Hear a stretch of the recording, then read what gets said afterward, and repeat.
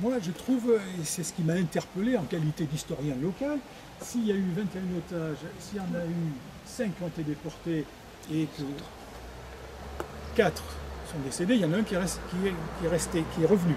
Effectivement, je l'ai connu, il est devenu mon ami. C'était Pierre Restouex, à qui, en 2011, la municipalité d'Alassac donnera le nom au groupe scolaire. Il s'appelle le groupe Pierre-Maurice Restouex. Voilà.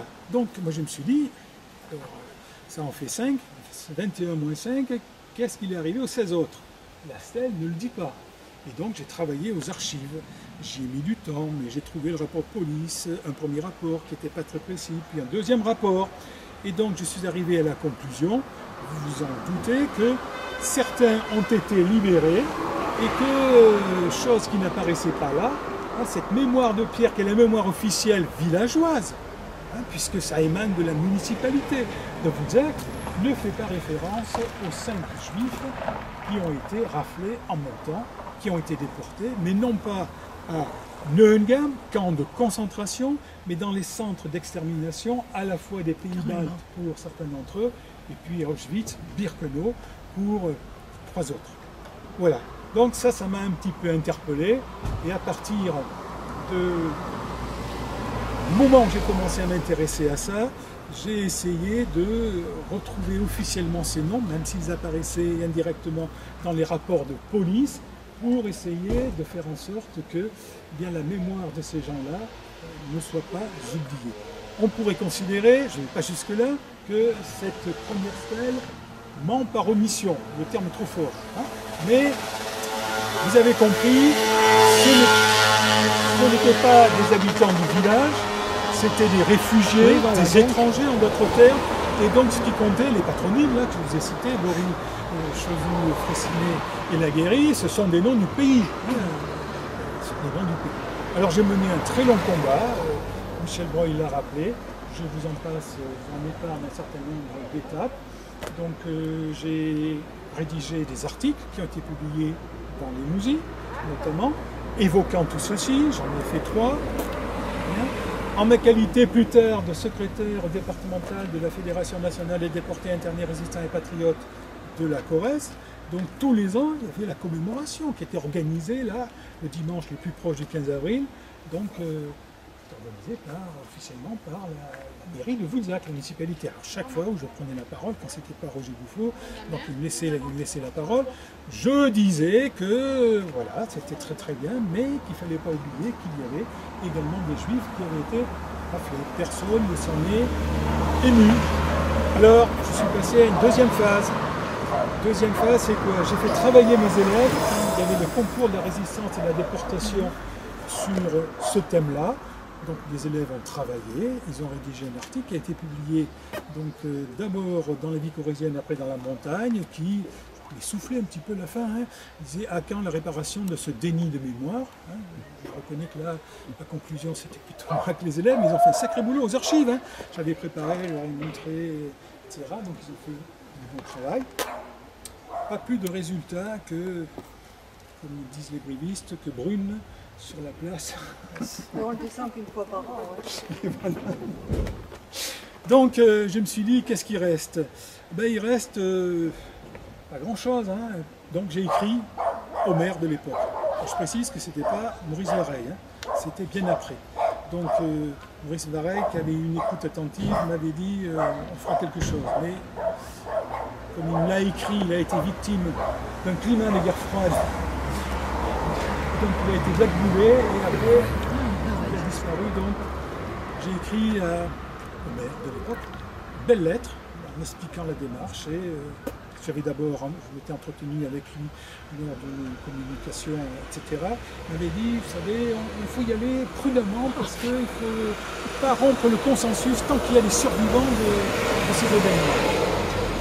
Je lui ai écrit, la lettre est restée morte. C'est une lettre morte. C'est embêtant. Alors, je me suis dit, ultime cartouche, on y va. J'ai rédigé, Bernard y a fait allusion, j'ai rédigé un petit roman qui s'appelle La Stèle et qui se déroule dans un village que j'ai appelé Saint-Bézac, mais qui ressemble comme 2 gouttes d'eau au village du Saillant, donc de Boudzac. Et en une phrase, ça évoque quoi?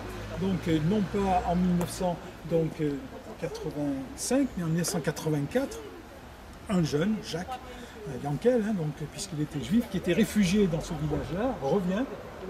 Il a pris ça par hasard, il revient donc le jour de l'inauguration, et voilà, ça se passe pas très bien, la façon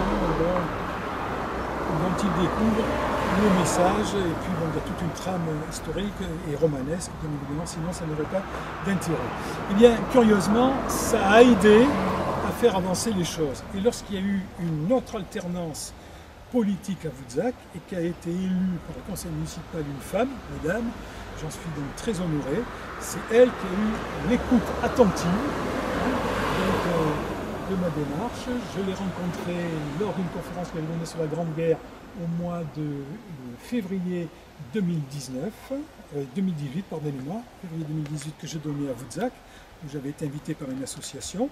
À la fin, je lui ai expliqué tout ça, elle a découvert, elle m'a dit, je vous promets que lors de la prochaine commémoration, je vous le promets, je citerai le nom, la première fois, hein, ça a été fait, le nom de ces 5 juifs. Vous les avez, vous me faites passer le dossier, et elle a tenu parole. Et là, c'est ce qui va déclencher la suite. Pourquoi?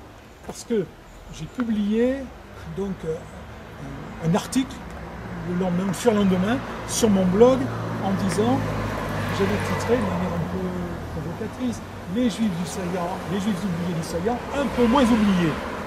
Et donc, le hasard a fait, vous savez, est-ce qu'il y a des rendez-vous ou est-ce qu'il y a des hasards? Je ne sais pas, c'est Hubert qui a dit ça, je ne sais pas trop, mais quelques temps après, peut-être 2-3 mois, je me suis réveillé, j'ai reçu un coup de fil d'un journaliste, un jeune journaliste parisien, que je ne connaissais pas, qui me dit j'ai lu votre article sur votre blog, je suis l'arrière-petit-fils de l'un des Raphé de la stèle d'Israël, enfin, Henri Guitel, alias Israël Lustig, alias Henri Guitel, qui a été rappelé sous son nom d'emprunt.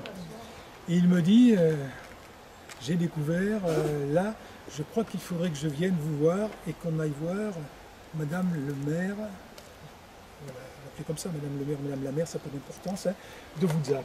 Et donc il est venu le 8 mai, on est à Voudzac, enfin bref, et donc écoute attentive de Madame le maire qui a dit ok, on va faire délibérer le conseil municipal.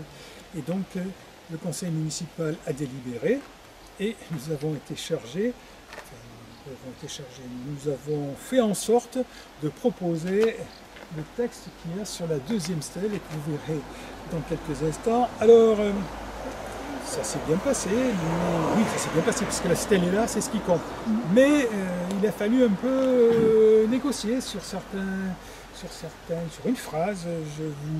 Je vous donne l'exemple. Donc c'est ça, c'était le 27 septembre 2018, à l'unanimité, le conseil municipal a approuvé la pose d'une plaque, je cite, en hommage à 5 personnes juives déportées. Alors, pourquoi qu'est-ce qu'elle dit? Vous verrez tout à l'heure si vous donnez un coup d'œil. À la mémoire des 5 juifs du Saillant, déportés et exterminés en 1944 à Auschwitz dans les pays baltes, victimes innocentes de la barbarie nazie avec la complicité active du régime dit de Vichy. Jacques Biglazen, Israël Lustig, Anaël Reva, Ida Reva, Myrène et donc il y avait 2 femmes et 3 hommes. Bien. Alors, pourquoi ça a accroché? On avait proposé, nous, tout simplement, l'État français. Hein, à la place du gouvernement de Vichy. On avait dit l'État français, c'était l'État français. Et on nous a dit, pas Madame le maire, mais au conseil municipal, il y a eu des remontées pour qu'on n'aille pas jusque-là. Alors, c'était le régime de Vichy. Moi, j'ai dit non, ça ne sera pas le régime de Vichy, ça sera le régime dit de Vichy.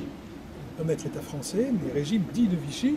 Pourquoi? Parce que les gens de Vichy n'ont pas à subir les conséquences, 70 ans et quelques après, de ce qui s'est passé à l'hôtel du Parc avec ce régime d'exclusion, donc de Pétain. Donc il a fallu négocier, mais là où je suis très heureux, j'ai gagné. Donc,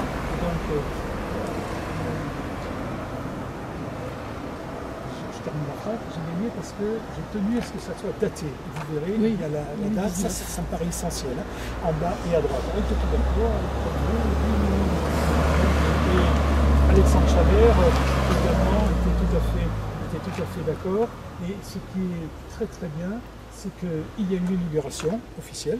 Alors, les parlementaires invités étaient occupés ailleurs. pense. Je pense également que d'autres personnes qui étaient invitées étaient occupées ailleurs ce dimanche matin. Bref, on va passer, je ne vais pas citer le nom, enfin, ça nous a un petit peu déplu.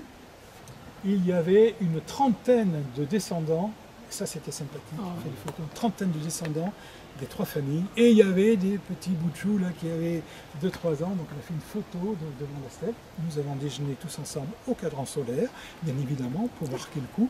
Et donc ça s'est terminé comme ça, et voilà, c'est ce que je voulais vous dire. J'ai débordé un petit peu le quart d'heure là, parce que je suis allé à l'essentiel, mais ça me paraissait important de voir qu'à côté de la mémoire officielle de 1985, désormais, il y a une autre mémoire qui fait que ces gens-là qui avaient été oubliés ne le sont plus. Mais je reconnais, je dis pas de preuve d'humilité, je suis content d'avoir réussi parce que j'ai passé plus de 25 ans. Voilà.